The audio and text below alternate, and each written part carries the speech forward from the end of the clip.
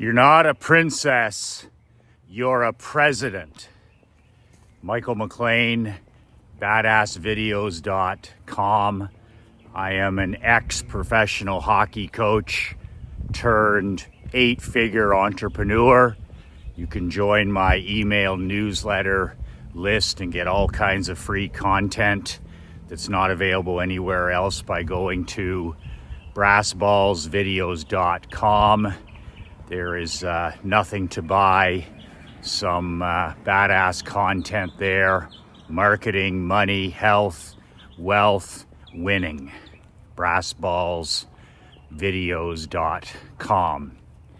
My wife Krista and I have a saying in the McLean household with our 11-year-old daughter Emery. You're not a princess, you're a president. I have been saying that to my daughter since she was 3 years old.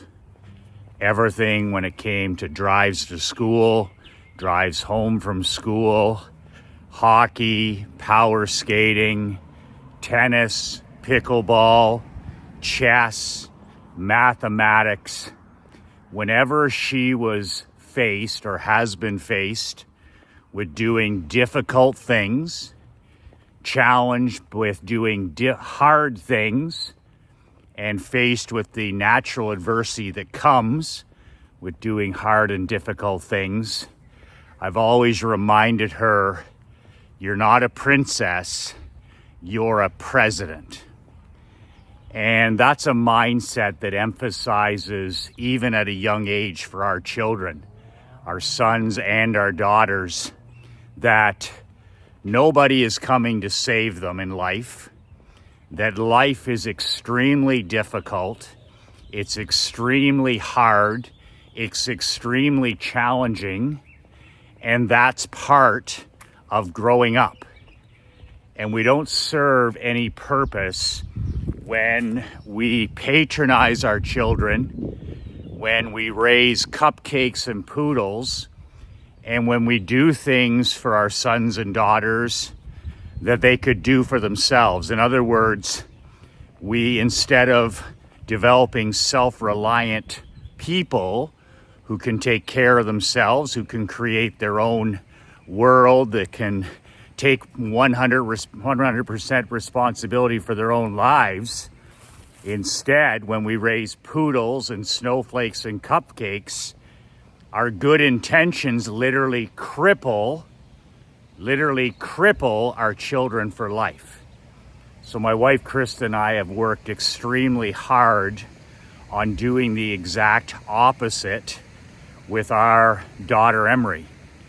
And one of the strongest concepts is, especially in 2024, especially for young girls, you're not a princess, you're a president. Nobody's coming to save her. She understands, and every day we tell her that she's responsible for every win in her life, every loss in her life, and even in cases where you're not directly responsible for something that may happen to you, you are accountable for making it work. It's not always necessarily your fault, but it's always your responsibility. Good things are going to happen in your life. Bad things are going to happen in your life. That's normal. And how you react, how you choose to react to adversity, to loss, to difficulty, to bad things that happen is going to lead to the quality of the life that you have. As my grandfather says, you're either going to be a victor or you're going to be a victim. She will choose her life with her mindset and behavior. She'll either decide to be a victor, finding a way to work things, to build her own world, to be self-reliant, to create her own freedom, her own independence, her own control, to take responsibility for her own life, to save herself. Nobody else is coming to save her. To create a story that people care about because she serves other people. Nobody's coming to save her. And she has to understand with every fiber of her body, you're not a princess, you're a president. If you want to build the world of your dreams, it's up to you. If you want to build a world and a business where you live life and do business on your own terms, a life of freedom, autonomy, and personal sovereignty, the only person that can make that happen is the person that's staring back in the mirror at her. That person every morning that she sees in the glass, that is the only person on earth that can make her happy, wealthy, healthy, independent, self-reliant. She's a president, not a princess. I have an amazing story to share from yesterday. We were at a equestrian horse riding, horse jumping show here in Naples, Florida. And my daughter was competing against several other riders, and we were up at the crack of dawn, 4:45 a.m., and we get to the barn, and she rides a 3-year-old pony, and they were out there practicing in the riding ring in the dark at 6:30 a.m. before the event started at 8 a.m. and everything was going great. The pony was adjusting to being in a new environment. My daughter had a good night's rest. She was in a good mental state. Everything appeared to be set for the 8 a.m. first event. And then, like in life, like the great Fred Shero, the Philadelphia Flyers 2-time Stanley Cup winning coach said, one day you're drinking the wine, the next day you're picking the grapes. If that isn't life, one day you're drinking the wine, the next day you're picking the grapes. That's life. So 8 a.m., everything begins, and all of a sudden, as is part and parcel of equestrian, if you want to be humbled, play sports. If you want to be really humbled, okay, participate in equestrian horsing or the game of chess. That's the two big ones in her life, where you can go from hero to GOAT in 5 seconds, where you can go from champion to chump in 10 seconds. And that's exactly what happened yesterday at this horse show at 8 a.m. Everything's looking great. Emery's in a good state. The pony's ready to go until the pony's not ready to go.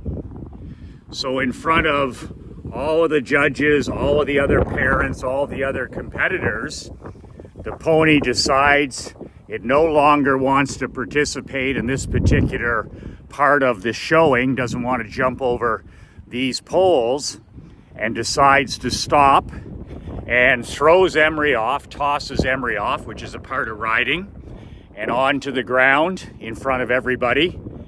And my daughter, she's only 11 years old, but she's been through this many, many times. She's now faced with an instant decision. Do I stay down or do I get up? Do I stay down or do I get up? Am I a princess or am I a president? And immediately, because she's been so conditioned to never, ever, ever, ever consider quitting, she got right back up, even though the fall knocked the wind out of her. I was really proud of my wife, Krista, because I think every instinct of a mother would be to run into the ring and to check on your baby. She didn't. She knew that she wasn't injured. She wasn't hurt. She had fallen and she was okay. She got up herself. She figured it out. FIO. She figured it out herself. She got up in a few seconds. She grabbed the rope got the pony back, and then, as she said, it's the walk of shame that every rider knows. Any rider that's accomplished anything knows the walk of shame. You fall off, you grab the reins of the pony or the horse, and you walk out of the ring. You've been disqualified because you've fallen, and you have to walk out of the ring in front of the judges, the other parents, and your other competitors. If you've accomplished anything in life, in business or in sport, we've all experienced the walk of shame. But what do you do with that walk of shame? What do you do with the black cloud or the adversity or the bad luck? What do you do with that? Does it become part of your life for the next day, the next week, the next month, the next year? Does that adversity bleed into the next day, the next week, next month, the next year? When you fall off the wagon or you get knocked off a horse, what do? Do you get right back up and get back on task, or do you let it beat you? So I'm happy to report that she not only got back up, she did the walk of shame. She came back and not a tear was shed. My daughter learned early at the age 3, 4, and 5, learning how to skate, falling down 6,000 times on the ice, 6,000 times as a toddler, as a 4-year-old, as a 5-year-old, as a 7-year-old, falling down 6,000 times, but getting up 6,001. That's why she's such a tremendous skater. Same thing when she played hockey. She learned that there's no tears in hockey. When you win, you learn how to win. When you lose, you learn how to lose. And in reality, sport has taught her there's no such thing as failure. There's no such thing as failure. There's winning and there's learning. There's winning and there's learning. And if you just fail, then you've suffered for no reason at all. If you don't take the lessons from the losses in your life, then it was for no reason other than to inflict pain. So if you're going to have to do the walk of shame, if you're going to have to live through failure and embarrassment and tough times and challenges, then make it worth it by learning. There's winning and there's learning. So she walked over to her coach.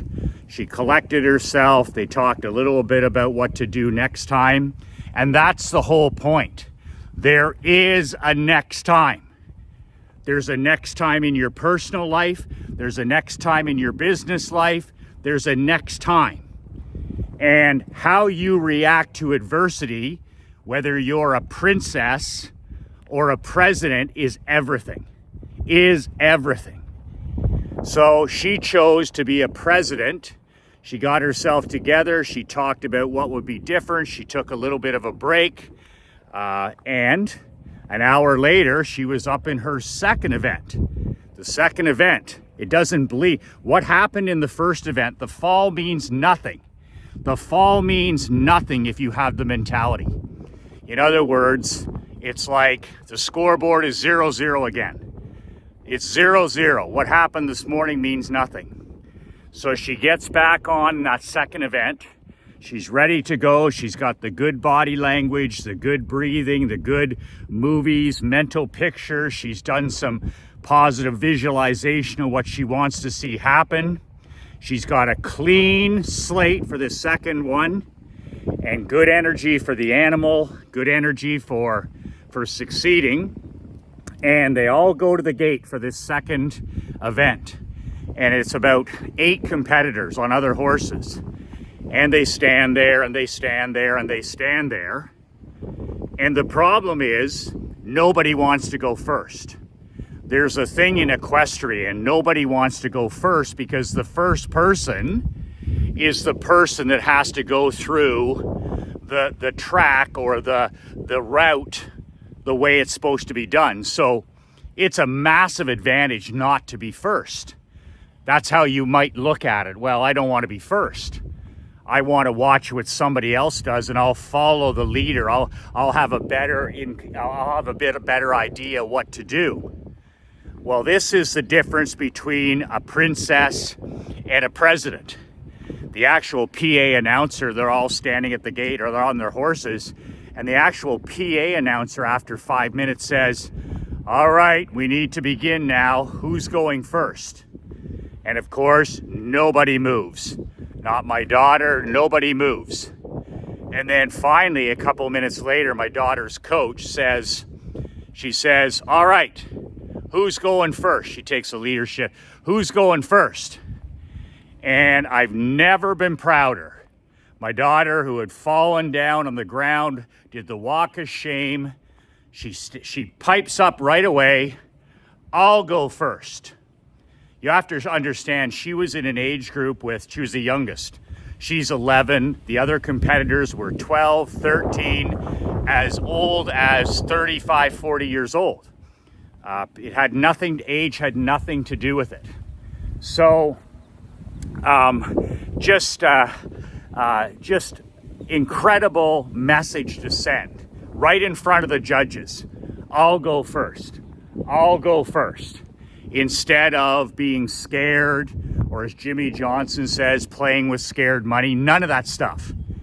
You fall flat on your face. You get humbled by the sport, and then your next opportunity, who wants to go first? I'll go first. And that's a clear message she sent to her subconscious.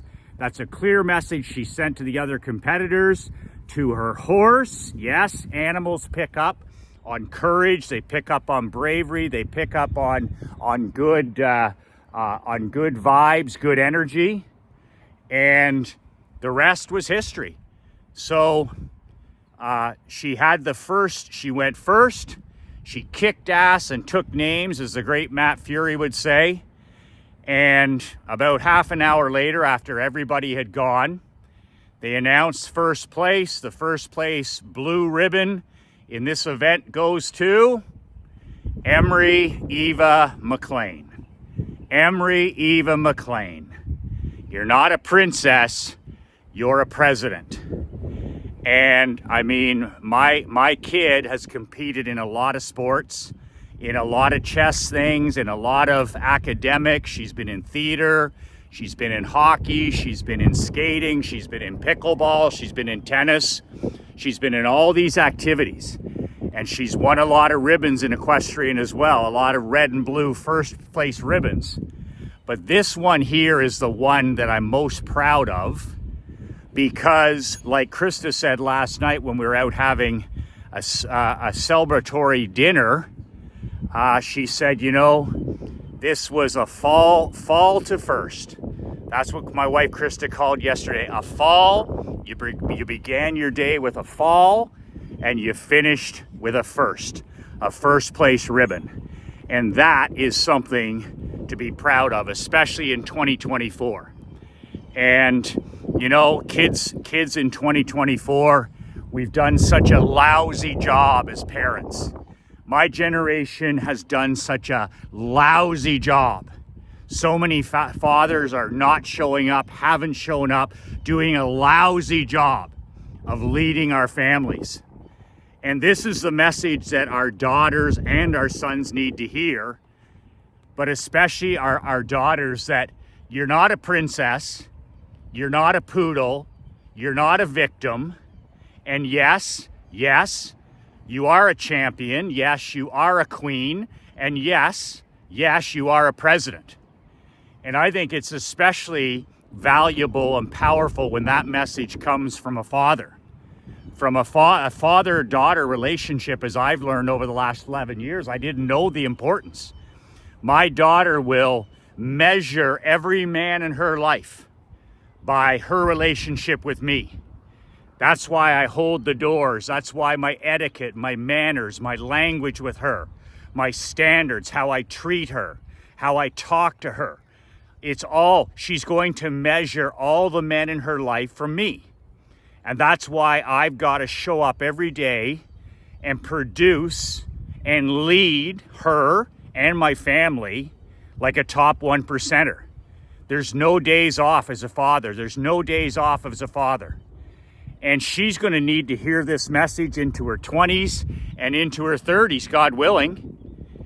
And it's just, you see in today's world, 2024, you see children and teen suicides at a record level, depression at a record level, anxiety at a record level, children hurting themselves at a record level, digital dementia, manufactured mental illness, kids growing up on screens and cell phones and video games and watching porn and on and on.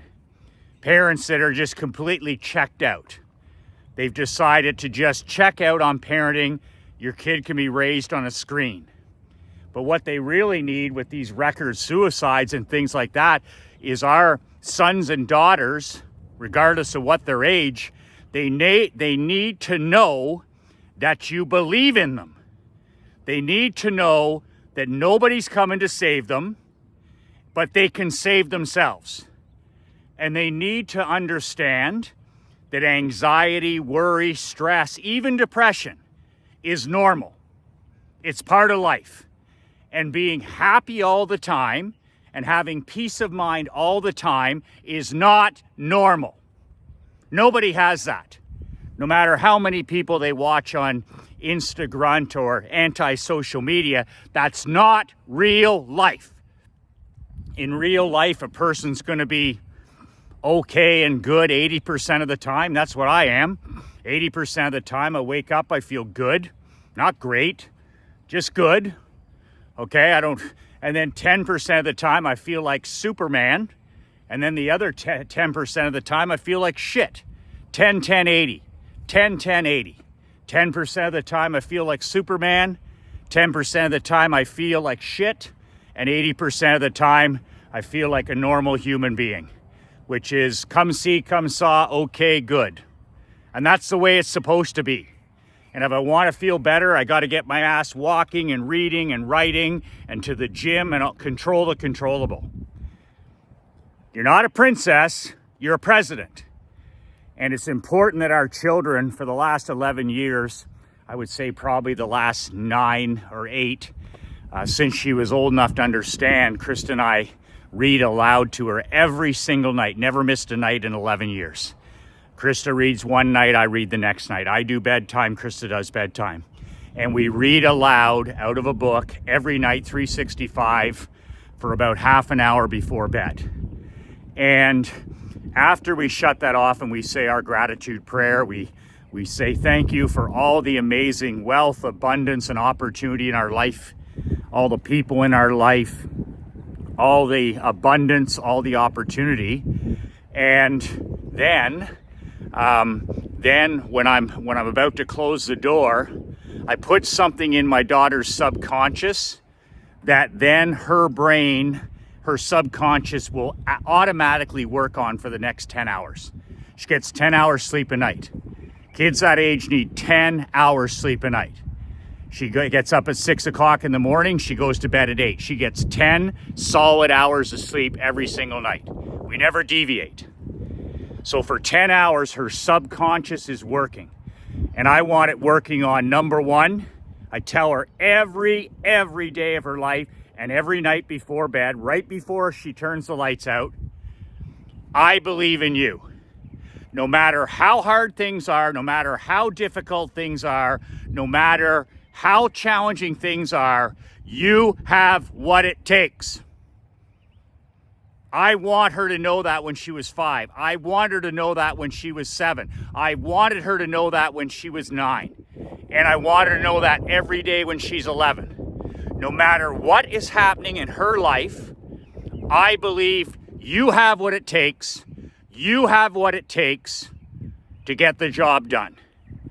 There's no greater gift you can give your son or daughter or your queen or your grandchildren than belief in them, than authentic belief.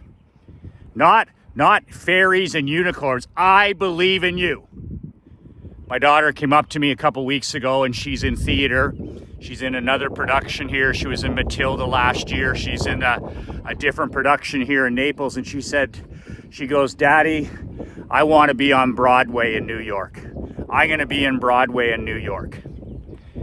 And I was sitting beside her and I said, I can see that. I can see you on Broadway in New York City and I'll be there. You put in the work, you pay the price, you get to Broadway, Mom and Dad will be there. I can see it, and I'll meet you there.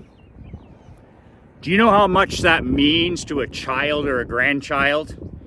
Instead of, well, it's hard and it's difficult and not many people, can make it, and acting so difficult. I believe in you and I'll see you there. Without that, our kids have no chance.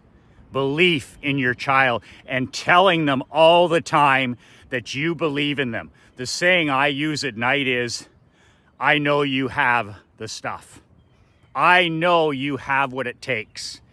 Do you know what that means to a person, a son, a daughter, an athlete, a grandchild, a student? When somebody looks you in the eye every day and says, no matter how difficult it'll be, I know you have what it takes. Another thing that I make sure is in her subconscious every night is I always say to her, who is going to change this world for the better? By serving other people. And I say to her, Emery, who believes that you're going to change this world for the better and serve other people? And she looks up from lying down and she says, Daddy. And I'm like, right. I believe you're going to change the world for the better and you're going to serve people to make it happen. That puts that attitude of gratitude, that puts that opposite of selfishness into a person's mind. It's about serving other people. It's about answering your calling. It's about using your art and your gifts and your talents to not just to put money in your own pockets and serve your own selfish needs, but who can I serve and how can I serve them? Who's got a problem that I can help? Who's got a problem that I can help solve? And answering the call and serving those you've been called to serve. A life of service. A life of service. That's put into a child's mind early in life. I also like to say, who loves Emery all the time. Every day I make sure that I tell my wife Krista and my daughter Emery, every day, as many times as I can, is that who loves Emery? Daddy does. I can't say that enough. There's a day coming when I'll speak to my daughter for the last time. There's a day coming when I'll speak to my wife for the last time. There's a day coming when I'll talk to my mom and dad who are 90 years old for the last time. Everything ends and everything changes. That's life. Everything ends and everything changes. So with that mentality, I understand that there's a last time for everything. There's a last time I'll shoot a video. There's a last time I'll walk in the morning. There's a last time I'll drive my daughter to school. There's a last time I'll attend a horse show. There's a last time I'll kiss my wife goodnight. There's a last time I'll speak to my daughter. Everything changes, things end. So with that mentality, it's just important for me, for as long as I'm here, through the grace of my Creator, to teach my daughter that she is independent and she is self-reliant and that she is a victor, not a victim. She is not a princess. She is a president. That's my story from this weekend that I want to share with you. Our children, our teenagers, our adult children, our queens, oh man, they've never needed this message more than ever. That you believe in them, but that it's not easy and it's not supposed to be easy. FIO, figure it out. It was so funny. She was pretty happy about coming back and winning that second event. And she said, can you give me a hand loading the truck? And I said, yeah, I can give you a hand loading the truck. But she carried all the heavy bags out to the truck. Like in our family, whether it's hockey or whether it's horseback riding, McLeans carry their own bag. It's important that means more than just words. I'm not raising a poodle. I'm not raising an entitled cupcake. I'm not raising a selfish, a selfish person who only cares about themselves. So in my family, we all carry our own bags. So here she is, she got the ribbon, she's pretty pleased and proud, but damn it, she carries all her bags out to the truck and she makes several trips. I don't do anything for her that she cannot do herself. I'm a huge self-reliance guy. If she can do it, the rule in our home now is FIO. Figure it out. How do I spell FIO? How do I figure it out? That's a tough math equation. Figure it out. Figure it out. And this is going to give her a stacked deck. It's going to give her an extra player on the field because we've done such a lousy job, especially my generation, of raising our kids. And we're literally patronizing them and crippling them because we're not making them FIO. We're not making them figure it out. We're not making them lose. We're protecting them. We're raising princesses and poodles, cupcakes and snowflakes. You know what a snowflake is? A snowflake is a person that melts under pressure. Is that what you want for your kids and your grandkids? A snowflake? Somebody who melts under pressure? Somebody who can't go off to university and excel on their own, can't apply for their own job, can't attend an interview on their own, can't look somebody in the eye and shake their hand like a man or a woman? Is that what you want? Or do you want to raise kings and queens, leaders that serve other people, people that leave things better than they found them? That's why we push in chairs. That's why we take our hat off at the table. That's why we wipe the table at Five Guys. The way we do one thing is the way we do everything. Do you think that's a message that our children are hearing? The way you do one thing is the way you do everything. Everything. So in our house, the little things are just as important as the big things. And that mindset that was instilled by my parents and grandparents, that the way you do one thing is the way you do everything, and leave things better than you found them. You're not a princess, you're a president. A president leaves things better than he or she found them. A president is a leader who serves other people. A president is self-reliant. They don't have a victim mentality. They've got grit, they've got stick-to-itness. They never, ever, ever quit. That's a president. That's a president. It was interesting when I went to buy my dad's insurance agency for him 20 years ago. We were putting a 10-year buy-sell agreement together, the family business. My dad only asked me one question when I said, okay, I'm in, I'd like to buy it. I've worked here for a year. I want to make this my life. He said, all you have to do, he said, leave it better than you found it. That was my dad's only piece of advice before I signed that contract. Leave it better than you found it. And I did. I 5X'd that business, and the rest was history. Then I went and I said to my dad, I said, you know, I have an opportunity to buy the local junior hockey team, the New York Yankees of junior hockey, the Perth Blue Wings. They're bankrupt. They're on the emergency operating table. Should I take on this challenge? It's going to be so bloody hard to turn this organization around from the outhouse to the penthouse. What do you think, Pop? He says, it doesn't matter what I think, but if you decide to do it, you do it all the way and leave it better than you found it. And I know you will. Put your heart, your soul into it and leave that hockey team, just like this insurance agency, better than you found it. President, not princess. President, not poodle. No victims, victors. You can be a victim or you can be a victor, but you can't be both. Thank you, Grandpa, for that one. That's it. If you want a really great magnetic speaking training, I have one posted at brassballsvideos.com. Nothing to buy, just put in your email and join my email newsletter list.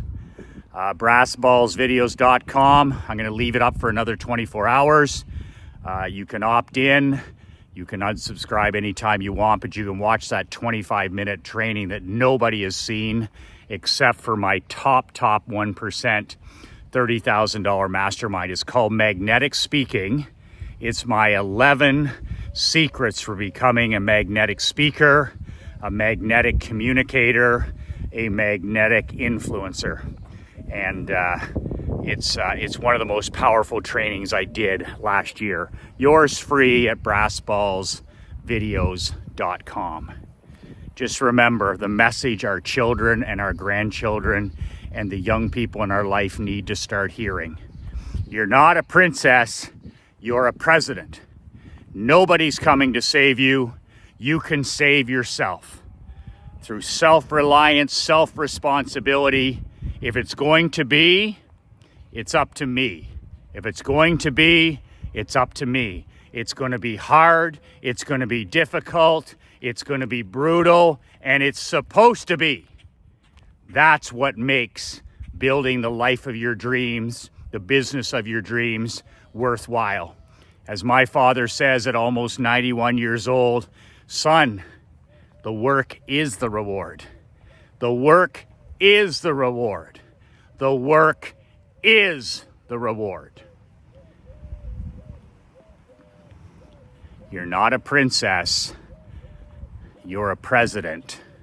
The fall to first. Michael McLean, 2 words that changed my life, 2 words that'll change your life. Be relentless.